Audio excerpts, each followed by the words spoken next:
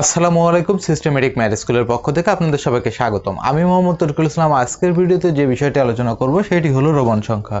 অর্থাৎ আমরা আজকের ভিডিওতে রোমান সংখ্যার টোটালি যে মানগুলো আছে সবগুলো মান আমরা জানতে পারবো। চলুন বন্ধুরা দেখি। এখানে আছে প্রথমে আই। এই আয়ের মান হলো 1।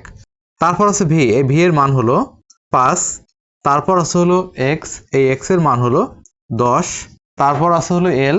এল এর মান হলো 50। তারপর আছে সি। এই সি এর মান হলো 100।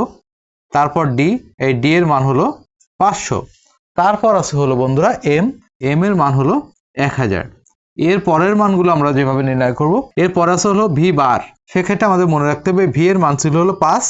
এই 5 এর পর আমাদের 3টি শূন্য বাড়াতে হবে। বার থাকার কারণে আমাদের 3টি শূন্য বাড়াতে হবে, অর্থাৎ 1 2 3 5000। সেক্ষেত্রে ভি বারের মান হলো 5000। এবার এক্স বার। সেক্ষেত্রে এক্স এর মান ছিল 10। এই 10 এর পর আমাদের 3টি শূন্য বাড়াতে হবে, অর্থাৎ 10,000। তাহলে এক্স বারের মান হলো 10,000। এবার এল। এল এল এর মান ছিল হলো 50। এই 50 এর পর আমাদের 3টি শূন্য বাড়াতে হবে, তাহলে এল বারের মান হলো 50,000। বন্ধুরা এবার সি বার, অর্থাৎ সি এর মান ছিল হলো 100। এরপর আমাদের 3টি শূন্য বাড়াতে হবে।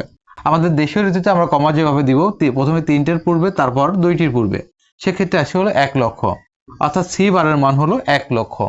এবার ডি বারের মান কত? ডি এর মান ছিল 500। তাহলে ডি এর মান ছিল 500। এরপর 3টি শূন্য বাড়বে, 1 2 3, তাহলে আসে হলো 5 লক্ষ। ডি বারের মান হলো 5 লক্ষ। এবার এম বার। এম এর মান ছিল 1000।